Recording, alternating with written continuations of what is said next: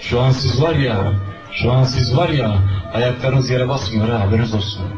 Şu an siz var ya, oturduğunuz oturukta oturmuyorsunuz ha. Şu an siz var ya, meleklerin kanatlarını tutuyorsunuz, haberiniz olsun. Resul-i Ekrem sallallahu aleyhi ve sellem buyuruyor ki, bir insan bir ilim meclisine gitse, Allah Celle Celal onlardan o kadar razı oluyor ki, Mevla onlardan o kadar razı oluyor ki, melekler emrediyor. Gidin bakayım doğru falan otele. Orada benim kullarım bir yere gelmişler. Beni konuşuyorlar. Ayaklarının altına kanatlarını serin bakayım. Yarın mahşerde Allah Celle Celaluhu kalkıp da nerede namaz kılanlar diye hitap etmeyecek. Nerede tavaf edenler diye hitap etmeyecek. Nerede hacı yapanlar diye hitap etmeyecek. Eynel mütehabbûne fiyye. Nerede benim için birbirini seven cici kullarım? Eynel mütecalisûne fiyye.